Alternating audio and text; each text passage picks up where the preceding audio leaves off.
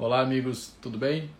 Bem-vindos a mais uma sessão aqui do nosso projeto Live, que na tarde de hoje recebe com muito carinho, com muita honra, a professora Karina Gouveia.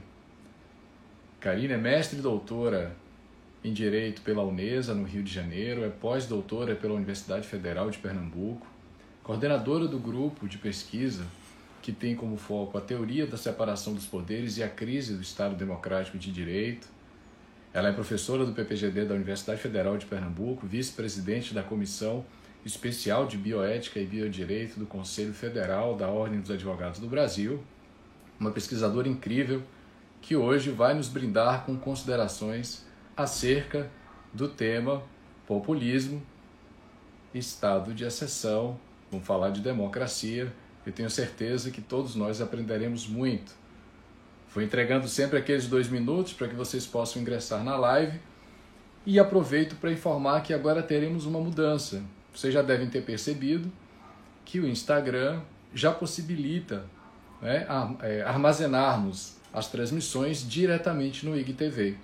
Então eu já farei isso ao final dessa live para que vocês tenham uma possibilidade de conferir na íntegra e a qualquer momento o bate-papo de hoje. A professora Karina já ingressou na live. Eu vou encaminhar a solicitação para começarmos aqui a aprender com as suas lições.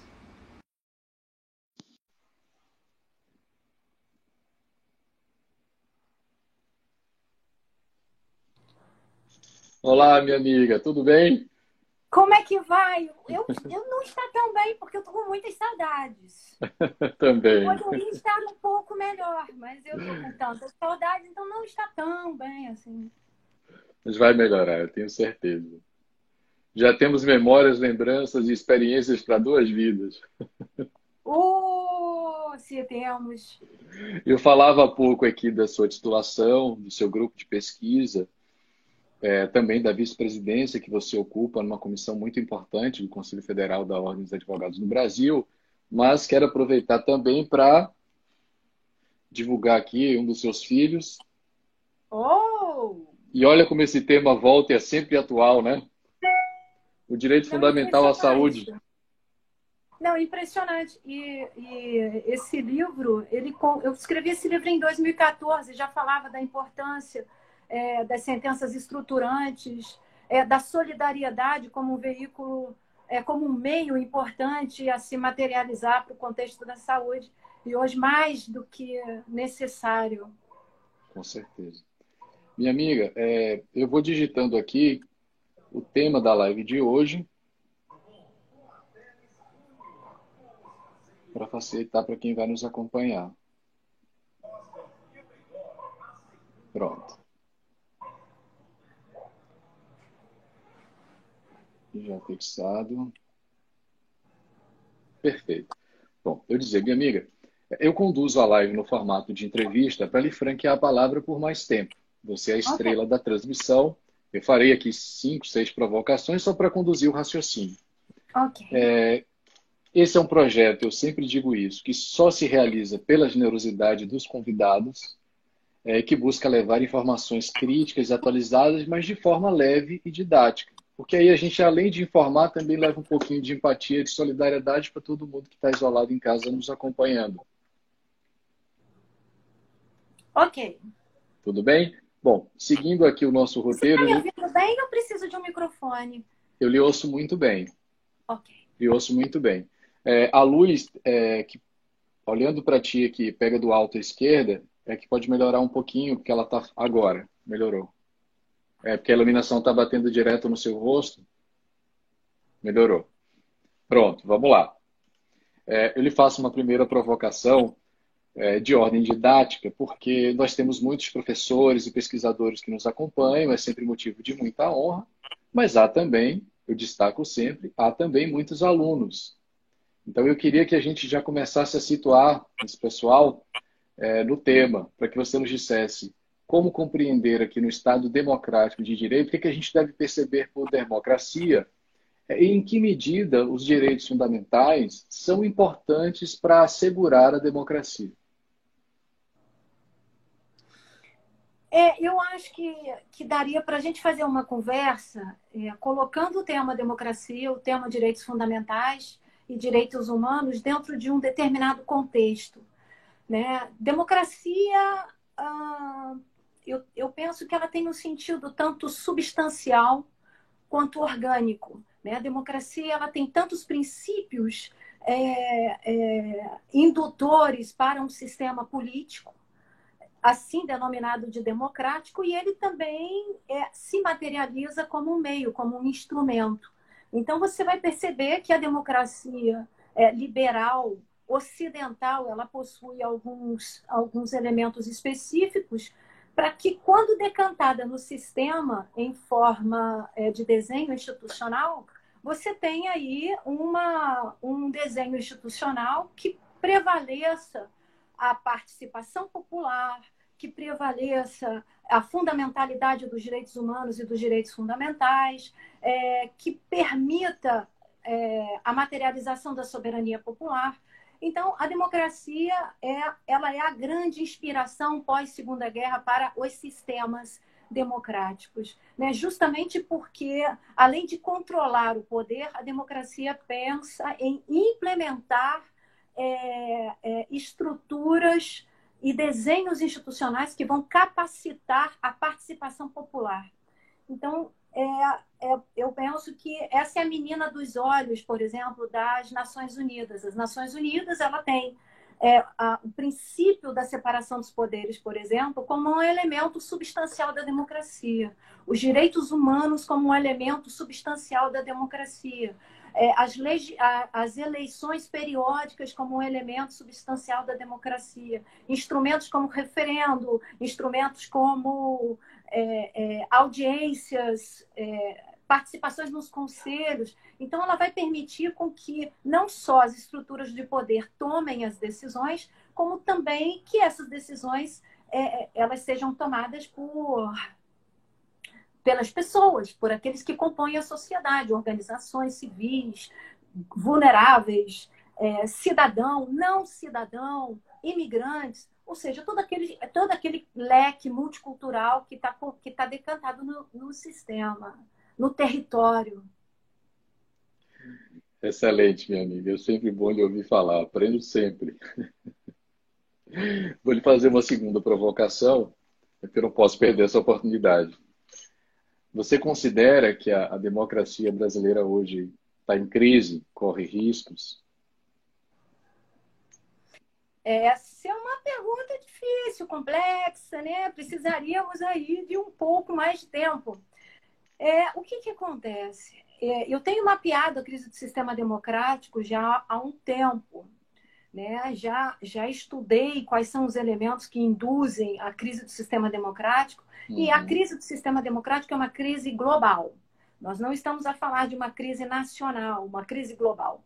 Muitos países estão enfrentando a crise do sistema democrático porque ele não conseguiu superar, por exemplo, as grandes desigualdades econômicas e sociais, né? Ele tem prevalecido como um instrumento que tem sido utilizado por grandes poderes para materialização das suas forças, para o entrincheiramento do seu poder. Então, a gente está caminhando para o 10º.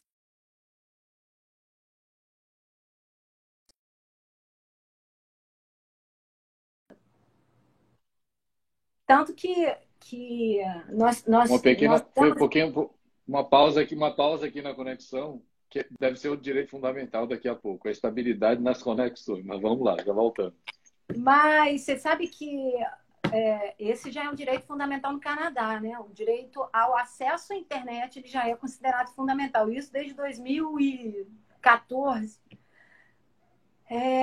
Então, a crise do sistema democrático ela já está acontecendo, né?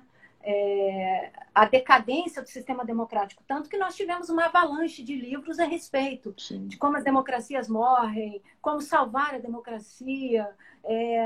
E, na verdade, são instrumentos que tentam estabelecer novos mecanismos para a decadência do sistema democrático. E você vai ter a decadência do sistema democrático por vários motivos.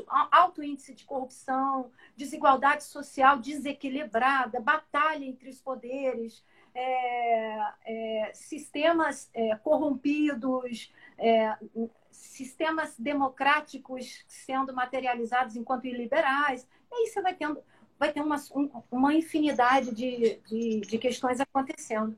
E o fenômeno mais atual é aquele que se denomina como populista, né? Movimento populista e líder populista. O líder populista, ele renasce das cinzas do limbo da democracia. Ele utiliza a democracia como um instrumento de perpetuação de poder e de manobra. Então, a crise do sistema democrático ela tem previsto algumas questões muito complexas do ponto de vista do direito, principalmente porque os nossos mecanismos não estão contendo, né, a degradação incremental do sistema democrático, que é a arma do populista. Eu digo arma, né, porque, embora seja sutil e muitas vezes nós não percebemos essa degradação incremental, mas ela vem acontecendo de forma sistemática. E de forma sistemática no plano global também. A gente está falando das Américas, da América Latina, a gente está falando da Ásia, da África, a gente está falando de países da Europa.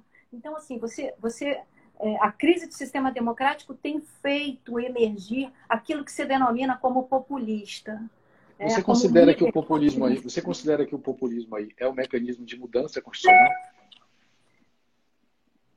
Que pergunta boa! Eu estou gostando dessas perguntas. O populismo não pode, ele na verdade, ele pode ser considerado, porque o que o líder populista quer, na verdade, é entrincheirar um sistema político próprio. Ele quer entrincheirar um sistema político populista. Na verdade, através das suas ações, manobradas pelo sistema democrático, ele tenta legitimar esse sistema político. Bom, se ele tenta legitimar esse sistema político, isso pode, obviamente, ser um mecanismo de mudança constitucional. Esse movimento ele vai se decantar de forma indireta ou direta, né? E na forma direta, um dos principais instrumentos do líder populista é o emendamento constitucional. Muita gente fala em emendamento constitucional e inconstitucional, porque, por exemplo, ele entrincheira o exercício do seu poder via emendamento constitucional, ou seja, ele prorroga, né, a sua atuação. Então, ele utiliza do sistema, ele leva a aprovação popular, porém, né, ele tá se manifestando como o líder que está absolutamente concentrando o poder. Essa bipolarização da discussão política... Eu queria fazer um tintim. Oh. Você sabe que meu espumante não chegou, mas eu vou brindar em alto nível como você merece. Vou abrir uma exceção, viu? Tá bem que a live hoje é uma live happy hour, né? Como muitos amigos têm feito. Rodrigo Mazei tem feito uma live com tipos de vinhos diferentes. Eu estou ficando muito encantada. Tá bom, hoje é uma exceção. Vou abrir uma exceção que você merece. Saúde!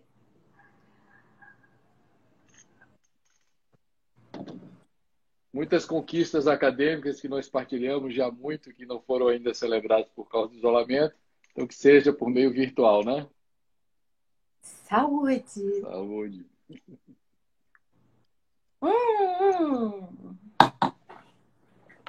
Vamos lá!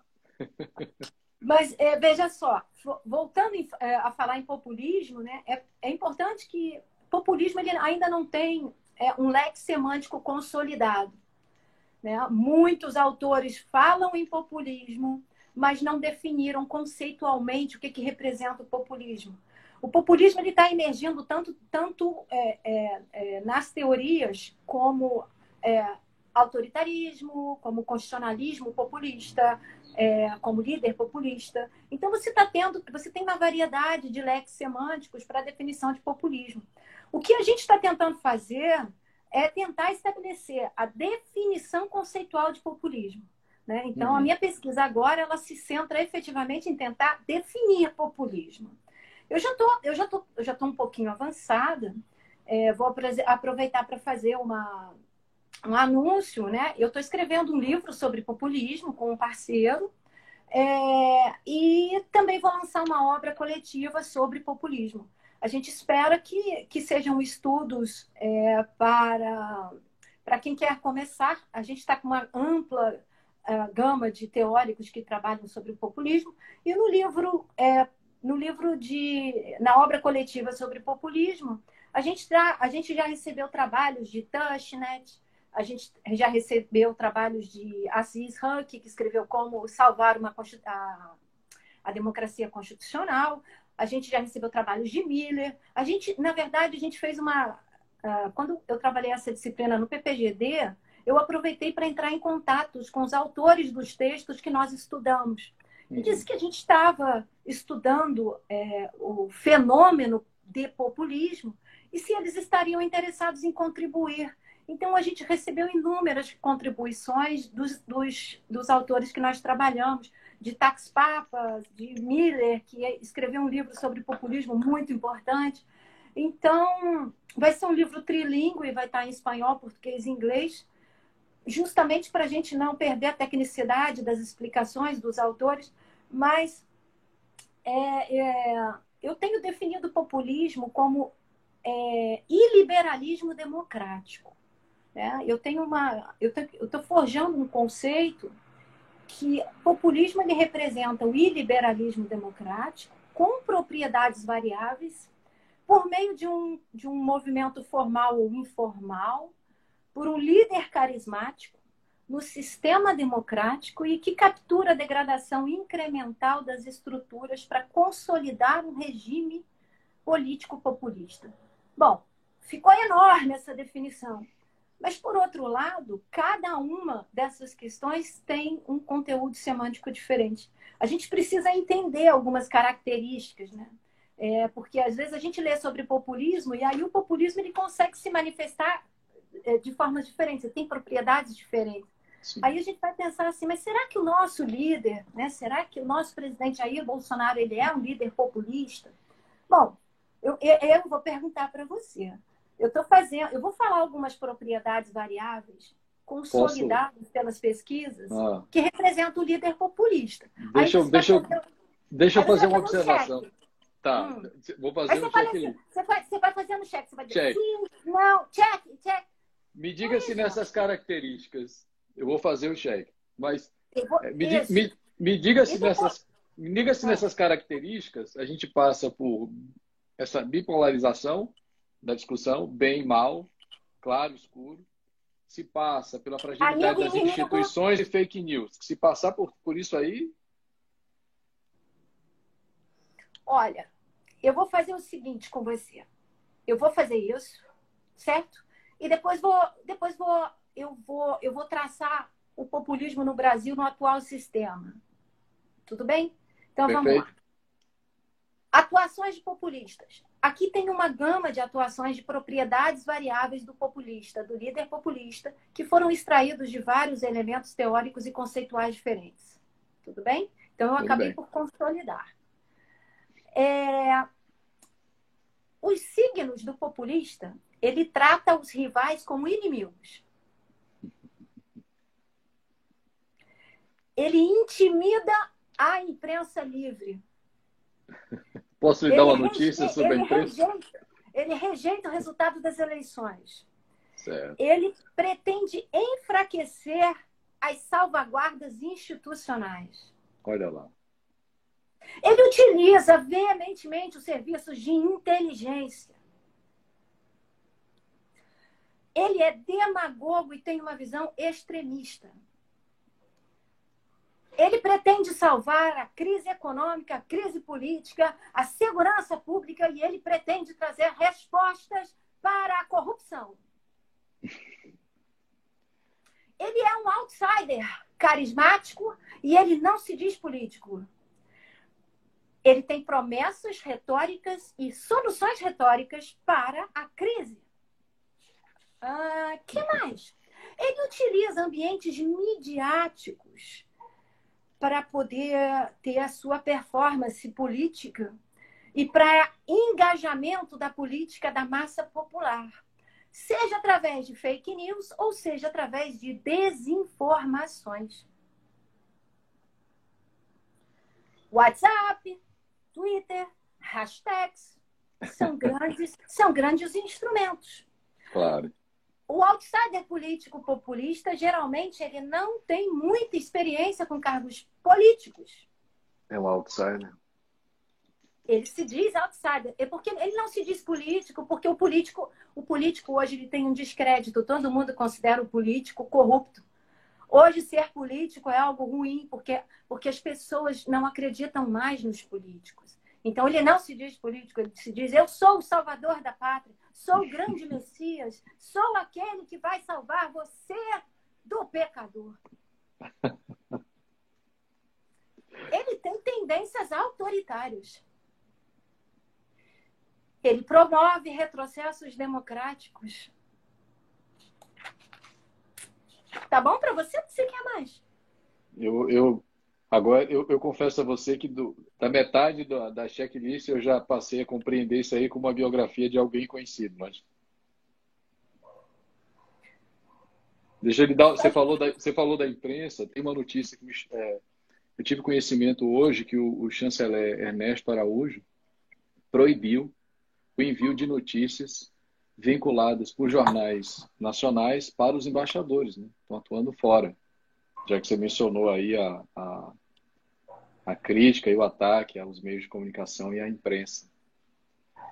E uma coisa que me preocupa, que eu acho que a gente já pode inclusive conduzir para um outro ponto da live, é a militarização da política também, que é outro ponto que me preocupa muito, e eu sei que você não só pesquisa, mas escreve sobre isso. Eu vejo gradativamente, por exemplo, as Forças Armadas ocupando espaço na vida social sem que esse espaço seja justificado por uma questão de segurança ou proteção, sabe?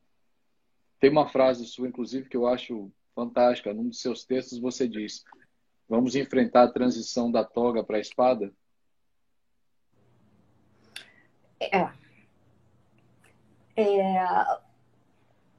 Essa é uma das vertentes do populismo, né? O populista, para tentar concentrar o poder, esse é um dos reflexos do populista. A militarização da política, a militarização da vida social. Antes de entrar na militarização da política, né, existe um autor chamado Tax Papas, que escreveu sobre populismo, e ele estabeleceu alguns critérios, algumas variáveis para se reconhecer o líder populista. E dentre essas variáveis, ele colocou pelo menos 5 variáveis importantes que a gente consegue perceber que são variáveis que se decantam da seguinte forma: o líder populista, ele forja uma pseudo-constituição, ele cria uma pseudo-constituição. Por que pseudo? Porque é uma participação que prevê a participação popular, mas não diz como. Ele diz: é importante a participação popular. Então, na verdade, é uma cláusula normativa sem eficácia. Né? Mas está lá, ele vai dizer, mas ele está lá, é um instrumento da democracia. Então, o populista se diz democrático. Ele pretende manter um equilíbrio institucional de fachada. Alô? Oi, Karine, você me vê? Agora acho que sim. Vamos lá, tá vendo? Eu vou desativar os comentários para a gente ganhar estabilidade na conexão, mas, por favor, prossiga com o raciocínio. Um outro indicador é a mantença de um equilíbrio institucional de fachada. Ele pretende manter o equilíbrio institucional. Porém, ele vai subvertendo os sistemas de freios e contrapesos aos poucos. Né? Aos poucos ele vai subvertendo. Ele vai subvertendo a partir da influência da grande massa, do uso das desinformações e etc.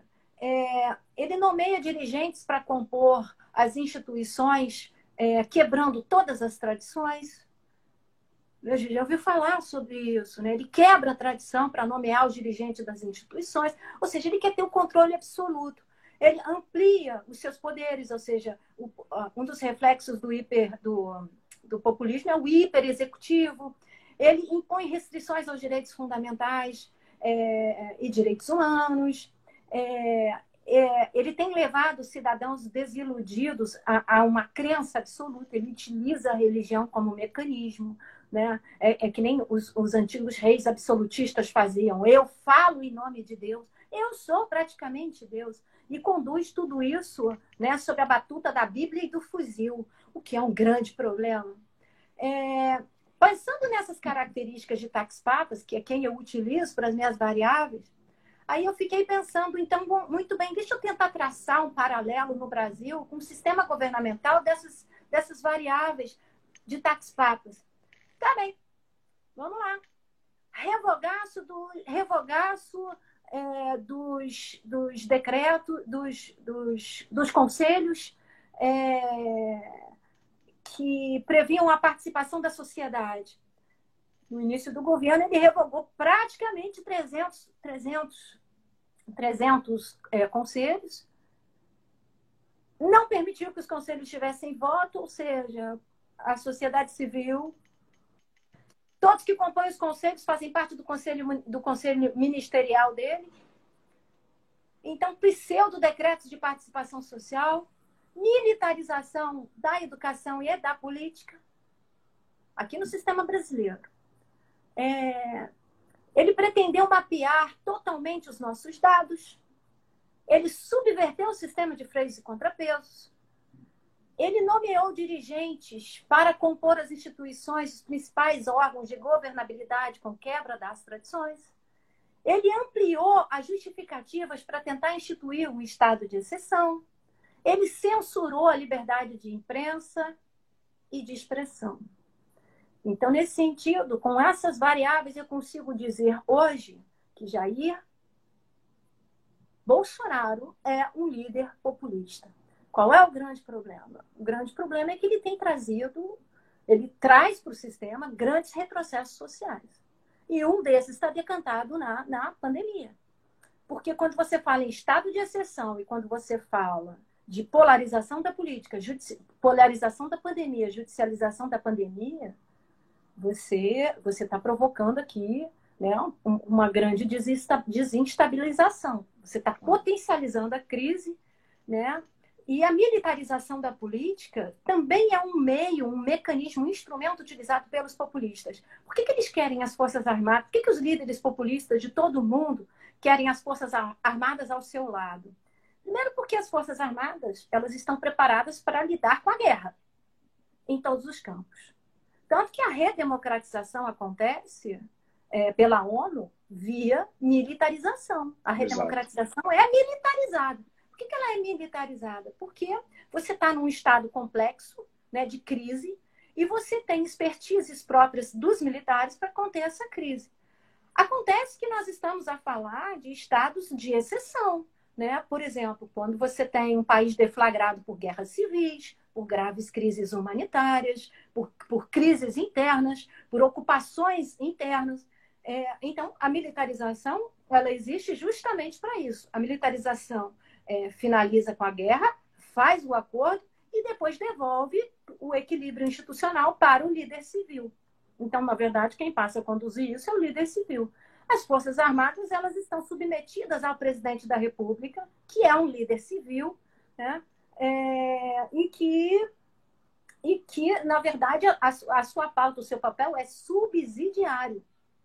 Há aqueles que dizem que se o militar não poderia compor a política, né? Ele não poderia estar no órgão da política. Por que não poderia?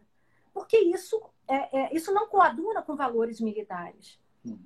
Não coaduna com estes valores. Tanto que alguns autores dizem o seguinte, se o militar for convidado a compor uma pasta governamental, ele tem que deixar de ser militar, ele tem que ir para a reserva. Ele não pode ter essa assunção de ser militar e estar na política, estar conduzindo a política. Hoje nós temos 3.000 militares no governo Bolsonaro. 3.000? 3.000, tanto no 8 militares compondo o alto escalão, né, compondo os ministérios, e os demais no segundo e terceiros escalões. Talvez o próximo esteja a caminho, porque o ministro da Saúde... Talvez o próximo esteja a caminho. Isso pode representar uma militarização da política. A gente não vai dizer que o militar nunca esteve na política. A pasta de defesa e segurança nacional é, geralmente, por tradição, por costume, é composta por um militar. Por que isso? Porque é a expertise dele. Sim. Ele tem a expertise para estabelecer mecanismos de segurança para essa pasta específica, para a defesa, a segurança e a segurança interna e externa. Mas não é para fazer segurança pública. Segurança pública já é aí determinação dos estados. O que acontece? Os estados faliram. Os estados faliram na sua condição de preservar a segurança pública. Seja por corrupção, seja por falência estatal, seja por crise, o Estado faliu. E aí a gente está tendo uma subversão do uso do militar. Porque o militar agora, ele faz a garantia da lei e da ordem em 1 milhão de casos diferentes. Ele faz a segurança pública. Houve pela primeira vez intervenção militar no Rio de Janeiro e intervenção federal para a segurança pública sob a batuta de um general militar, militarizando a segurança pública. A segurança pública não é para ser militarizada pelas Forças Armadas. E com discurso de combate à corrupção da época, né? Mas a crise do sistema faz com que estes militares sejam necessários para garantir a lei e a ordem.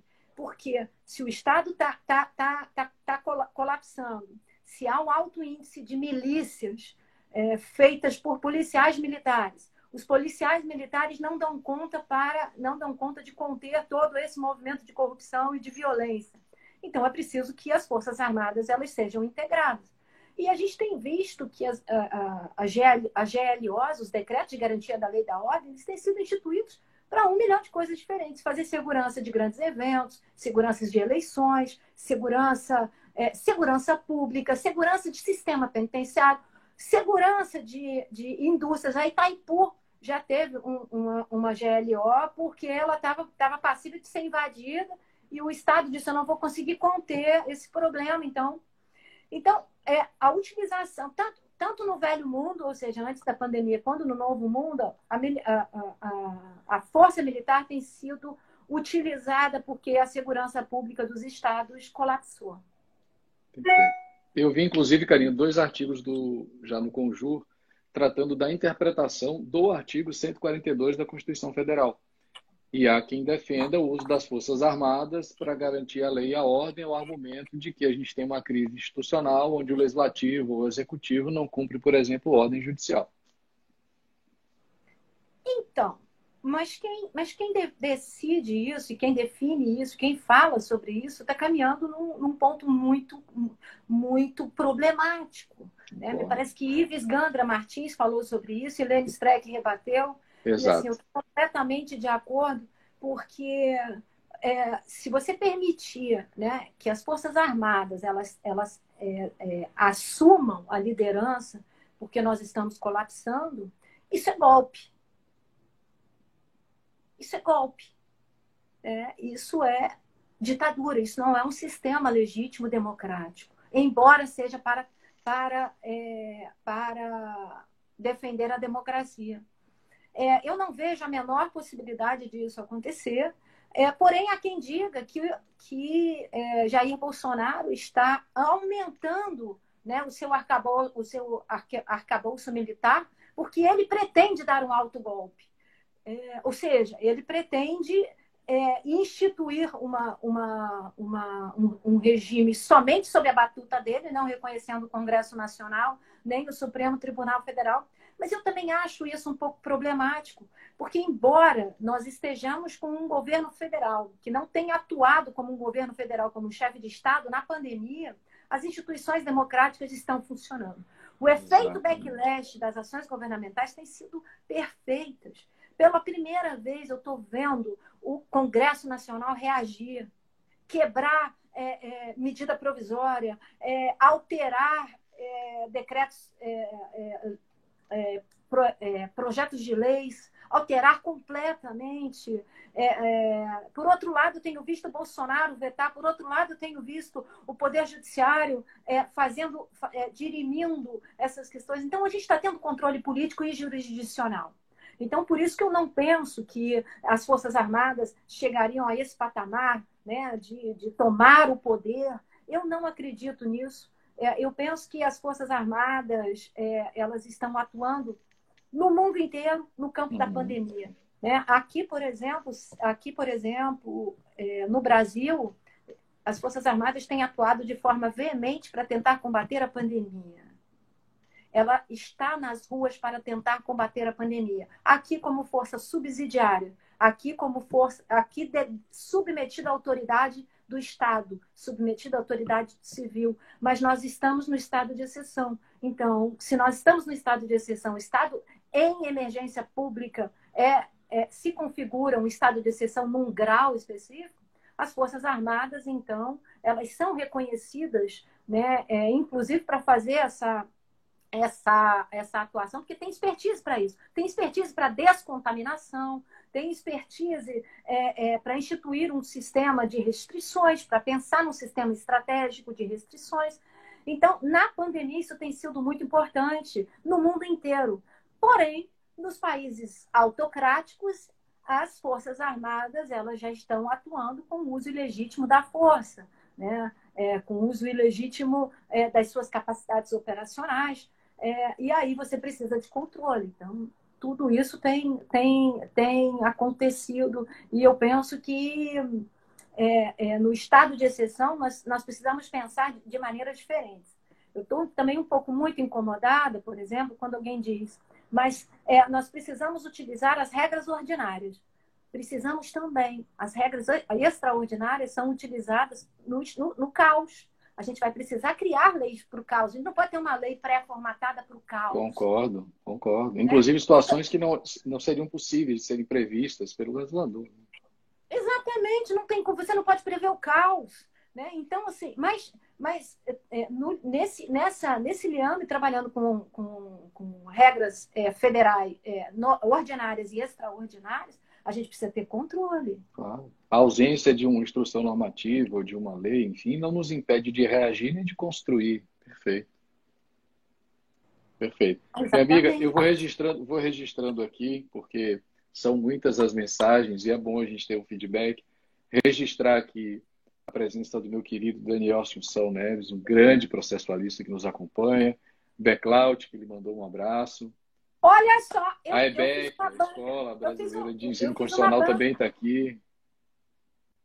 Eu fiz uma banca com ele e eu não o conhecia pessoalmente. Que figura incrivelmente adorável. Ele é. Beck é o processualista mais querido do país. Não, mas aí na minha cabeça eu não conseguia falar o nome dele, né? Eu fiquei assim envergonhada, porque é blackout, é uma coisa impressionante. Ele é um querido. Aliás, me pediram aqui para dizer já que a live de hoje tem patrocínio do Renato Montanos. E o uísque foi ele que mandou. Ele disse que agora, toda vez que eu fizer live, ele vai patrocinar e mandar uma garrafa para nós. Então, valeu, Renatão. Não é o nome do moço? Renato Montanos. Então, Renato, eu estou aqui em Recife. Eu posso deixar aí o telefone, os contatos, viu? É um grande prazer conhecê-lo. Tá certo, amigo. Você falava sobre a possibilidade de articulação, você não acredita nisso, mas é quem defende a possibilidade de articulação para um golpe. Como é que você vê a aproximação do governo com o Centrão? Você acha que essa articulação e essa aproximação se dá para barrar um possível processo de impeachment? Você acha isso viável? Como é que você vê isso? Eu vejo um grande problema deflagrado. Né? Nós escrevemos um artigo, um ensaio muito interessante, muito curto, falando sobre a polarização da política, falando sobre a batalha entre os poderes e a judicialização da pandemia. Sim. Quando a gente fala sobre batalha entre os poderes, né, há muito nós percebemos que há uma dissintonia. Inclusive, já tinha pensado numa teoria interessante que eu tenho estudado, que é a teoria, que é a possibilidade de responsabilizar o Estado por inação. Ou seja, responsabilizar o Estado porque ele está falhando no dever de proteger. Essa é uma teoria nova, uma teoria que ainda não tem aí um campo semântico muito definido.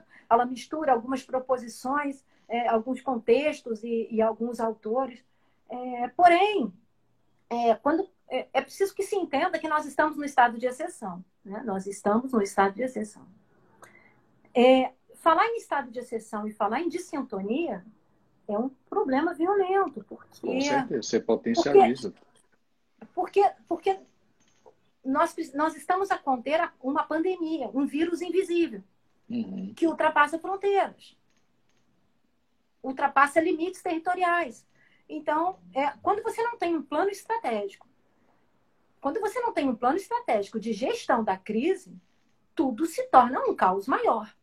Nós temos percebido que o nosso presidente não tem um plano federal de gestão da crise.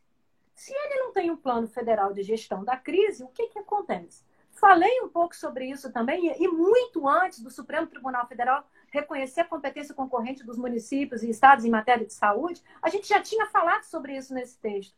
Porque os estados e municípios também têm o dever de proteger e de criar legislações específicas no plano da competência concorrente constitucional. Né? O problema não está na Constituição. O problema não está na Constituição em qualquer direito fundamental. Muito pelo contrário. Né? Então, se o governo federal não estabelece essa regra, e aí por que se utiliza o militar? Porque ele é estratégico. O militar está pronto para estabelecer uma logística na guerra, para o confronto. Ele sabe exatamente onde colocar a sua tropa, que tipo de ataque vai fazer, que tipo de mecanismo e utilização ele vai ter. Nós precisamos de um plano estratégico para o combate à pandemia, à guerra biológica. É exatamente isso que nós precisamos. O governo federal não estabeleceu uma regra geral. Se ele não estabeleceu uma regra geral, os governos locais estão assumindo a responsabilidade por controlar, prevenir e tratar a pandemia, a contaminação. O governo federal, o que ele tem feito? Ele tem instituído decretos e medidas provisórias, estabelecendo funções essenciais para quebrar efetivamente os planos de contingência e de isolamento dos governos estaduais. Porque se os governos estaduais estabeleceram o seu plano de contingência, quando você abre um determinado comércio, uma determinada indústria, você eminentemente está quebrando aquele plano contingencial, por exemplo, de lockdown feito para conter aí a pandemia. Então, você tá percebendo que está havendo uma batalha entre os poderes e isso é a potencialização da crise, é o colapso, é o fim. E aí a gente está vendo os desdobramentos. O número de infectados tem aumentado, as UTIs estão operando em alguns estados com 90% da sua capacidade. Você está percebendo que não há protocolos federais específicos, protocolos para alocação de recursos escassos. Imagine a seguinte situação: temos um único protocolo, que é do Conselho Federal de Medicina, que ele estabelece diretrizes. Os estados estão instituindo os seus protocolos para alocação de recursos escassos. Tudo bem? Vou lhe fazer uma pergunta já aqui sobre talvez uma articulação consciente de inação para transferência da gestão às Forças Armadas por questão de estratégia. Trabalhar com a teoria da conspiração, porque tanta inação já me levanta suspeitas, mas vamos lá.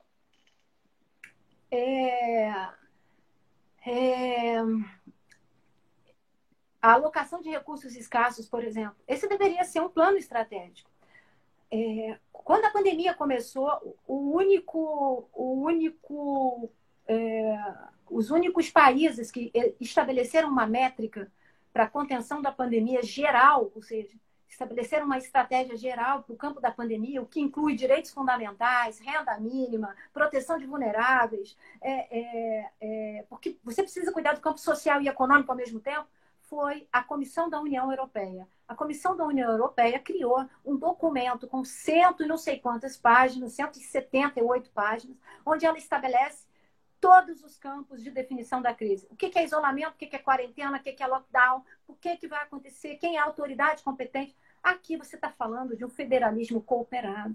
Nós estamos a trabalhar num federalismo descentralizado e nós estamos com um presidente da República que vem polarizando cada vez mais, não vem reconhecendo a gravidade da pandemia, está utilizando de desinformação, porque, por exemplo, quando ele pega uma fotinha e posa dizendo que a cloroquina vai salvar vidas, atenção, quase fazendo uma propaganda, atenção, a cloroquina vai salvar a sua vida. Não, a cloroquina não vai salvar a sua vida. A gente lá na comissão, eu estudei uma pesquisa imensa a respeito da cloroquina e tem até aqui uma resposta. Foram 15 pesquisadores, inclusive da USP, pesquisadores da Unicamp, pesquisadores da Fundação Getúlio Vargas, com institutos internacionais. Eles disseram o seguinte: a cloroquina tem sido prescrita de maneira expansivas, e as suas evidências são fracas. Ela não oferece resposta ao paciente de cura. Não é recomendado o uso da alta dosagem de cloroquina. Não foram encontrados estudos comparando diferentes dosagens. A cloroquina, ela não tem uma avaliação de segurança completa. Os seus estudos científicos não são robustos e a cloroquina não oferece segurança e eficácia. Isso aqui é uma pesquisa científica que foi publicada numa revista de alto impacto, numa revista científica de Qualis A1, ou seja, uma pesquisa reconhecida. E antes mesmo desse isolamento, a gente já vinha acompanhando o descrédito do governo federal frente aos pesquisadores e aos PPGDs. Aí vai de corte da universidade pública, né? Bolsa CAPES para os pesquisadores, né? A rejeição de dados técnicos, por exemplo, sobre a Amazônia. Quer dizer, esse embate, esse enfrentamento já vem de algum tempo. E agora, me parece que na pandemia ele se agravou. Agora, na pandemia, ele se agravou completamente. Mas, por outro lado, quando você fala em pesquisa, a pesquisa revela 2 dados importantes e eles precisam se conectar: segurança e eficácia. Ok? As pesquisas no mundo inteiro não conseguiram estabelecer segurança e eficácia para o uso da cloroquina. Isso aqui é uma pesquisa científica, não estou aqui a polarizar e nem ir de encontro ao governo. Não é uma opinião, é um dado científico, né? É um dado científico. Eu sou a favor do meu país, quero que meu país cresça, quero que meu país se desenvolva. Eu acredito na Constituição, eu acredito nos dispositivos normativos e acredito que nós somos capazes de fazer diferença com a pesquisa, com os estudos. É isso que nós fazemos. Nós somos professores por vocação. Então, a bem da verdade, eu não estou aqui, né, para fazer uma propaganda política contra o governo. Na verdade, eu estou aqui a enaltecer algumas questões que são extremamente graves. E a gente chama isso de desinformação. Para você ter uma ideia, né, alguns países, por exemplo, que têm se manifestado, nessas condições populistas, né, foi feita uma pesquisa que eu estou mapeando aqui, que eu nem sei onde está meu caderninho. Minha mesa está tão bagunçadinha. Veja só. Sinal de que está tudo em ordem, pô. É sempre assim, né? Você sabe que eu gosto de escrever com a mão, né? Eu não consigo escrever com a mão, é ótimo. Né? Eu não consigo estudar sem escrever com a mão. Mas aí eu me perco no meio de tantas informações. O que está acontecendo, né? Eu estou acompanhando uma pesquisa que fala o seguinte: como os estados respondem à crise sem comprometer padrões democráticos, ok? Ok. Isso dentro do populismo, né? Isso dentro do olhar do populismo na pandemia. Foram pesquisados 180 países. Uma pesquisa robusta. Eles estão mapeando como os estados respondem à crise sem comprometer os padrões democráticos, ou seja, sem afetar o sistema democrático. Para você ter uma ideia, o nosso estado diante dessa pesquisa que foi elaborada pelo Instituto de Variáveis da Democracia, que é uma organização internacional, o nosso Estado está operando no vermelho. Você tem a bandeira verde, você tem a bandeira amarela, você tem a vermelha e você tem a preta. A preta significa já virou autoritarismo, ou seja, no estado de emergência, no estado de exceção, o líder já se tornou ditador. Então, você tem aí países, por exemplo, como a China, Cuba, Bahrein, Eritreia, Suazilândia, Hong Kong, Jordânia, Kuwait, Líbia, Marrocos, Omar, Palestina, Somália, Sudão do Sul, Síria, Tailândia, Emirados Árabes, Uzbequistão, Vietnã, Iêmen. Esses países já se tornaram com bandeira negra. Por que isso? Porque eles estão na pandemia, a partir do estado de exceção, utilizando medidas discriminatórias, derrogação de direitos não derrogáveis, restrição de liberdade de informação jornalística, punição excessiva por violar a quarentena, polarizando as instituições políticas, descredibilizando as instituições políticas, violação do Pacto Internacional de Direitos Civis e Políticos, limitação do poder legislativo, militarização da política. Tudo que a gente está debatendo aqui, né? Tudo que a gente está debatendo aqui. Então, para você ter uma ideia, por exemplo, em Malawi, se você desrespeitar a pandemia, né, na verdade, ele ameaçou arbitrariamente os defensores dos direitos humanos de prisão. Na África do Sul, o uso excessivo da força e brutalidade pela polícia e pelo exército. Espancamentos, assédios, prisões ilegais daqueles que resolvem descumprir a quarentena. No Zimbábue, 20 anos de prisão para aquele que projeta falsa informação sobre a pandemia. Ou seja, aquele que quem considera o que é falsa informação? Uma agência do governo? Por exemplo, dizer que a cloroquina salva. Dizer que a cloroquina salva é uma desinformação. Se o nosso presidente estivesse na África do Sul, se ele estivesse no Zimbábue, ele poderia pegar 20 anos de prisão. Se ele estivesse no Zimbábue. Pequeno, deixa eu infelizmente vou te interromper, porque o Instagram nos dá no máximo 1 hora para transmissão. Já nos encaminhamos para o final, infelizmente. Eu sempre digo que live boa passa super rápido. Então, eu vou te entregar aqui mais uns 3 minutos para você fazer as suas considerações finais e mais uns 2 ou 3 para você se despedir do pessoal, que tanta gente passou aqui para te dar um alô que não dá para ler tudo. Olha, eu primeiro gostaria de protestar. Eu gostaria muito de protestar. Vou pegar minha bandeira do Iron Maiden, que está aqui atrás, e a minha bandeira do Bahia, que está um pouco ali atrás, e a minha bandeira de pirata, que está aqui do lado, né? Porque assim, é um tripé, Iron Maiden, Bahia e pirata, para dizer que a palavra de ordem, eu penso que a integração e a cooperação entre as nações e os poderes. Não é possível, né? Nós precisamos, em primeiro lugar, afastar a polarização política, a guerra política entre os estados, a judicialização da pandemia. Eu penso que trabalhar de forma integrada, estruturante, seria uma questão muito importante para o fortalecimento das nossas instituições. E nunca é tarde, né? Eu penso que, por exemplo, fazer um pacto federativo entre os 3 poderes, com planos estratégicos de contenção à pandemia, com os governadores de estado, com os prefeitos municipais, porque eles estão lá na ponta da linha, são eles que vão materializar todas as ações e planos governamentais, né? A gente precisa buscar e estabelecer esses laços de coordenação e integração para contenção e controle pandêmico, né? Eu acho que a solidariedade compreende a principal diretriz para enfrentarmos um novo mundo que virá.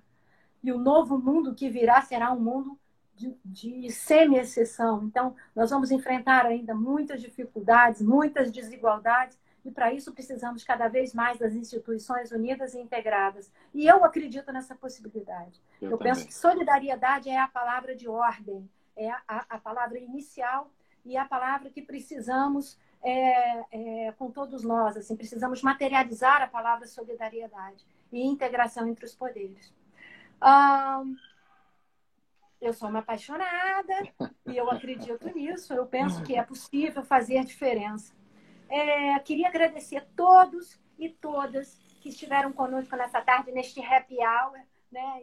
Eu estou aqui me deliciando um pouco, né, com um pouquinho de espumante, porque eu e Marcelo, sempre que nos encontramos, nós temos nós nos saudamos com uma boa taça de vinho. Aliás, ele foi o primeiro que me ofereceu e que me apresentou um Catena Zapata, e eu disse, uau! Depois desse dia, né, eu acabei me tornando uma apaixonada. Eu queria agradecer a todos que tiveram, que nos ouviram, que estiveram conosco, que nos prestigiaram. Falar um pouco sobre nossas paixões é tão importante, mas se a gente não tiver um interlocutor, como é que funciona, né? Falar para as paredes é um pouco tão difícil. Então, muito obrigada a todos e a todas, muito obrigada. E eu estou aqui à disposição, e a gente conversa mais, e a gente se une mais, e a gente fala mais. Você será sempre, sempre muito bem-vinda, né? Tenha certeza disso.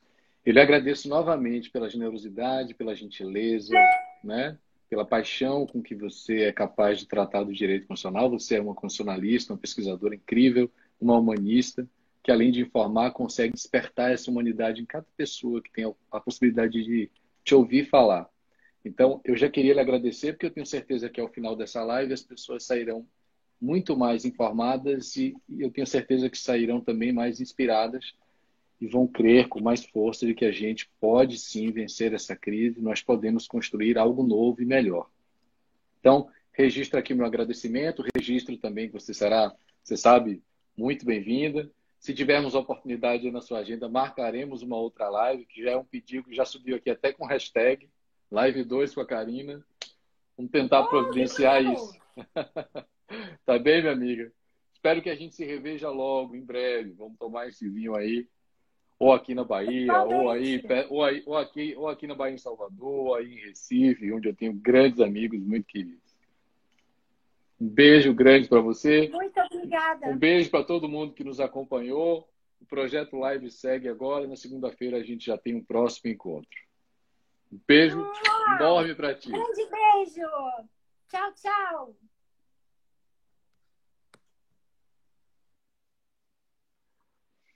Meus amigos, encerramos mais uma live brilhante com a minha querida amiga Karina Gouveia, uma pesquisadora incrível que nos fez hoje considerações muito críticas, duras e importantes sobre democracia, populismo e estado de exceção. Espero que vocês tenham aproveitado cada minuto dessas lições. Lembrando que a partir de hoje as lives permanecerão salvas aqui no IGTV. Que na segunda eu já retomo o projeto com um grande debate sobre jurisdição constitucional. Um abraço, fiquem com Deus, a gente se vê.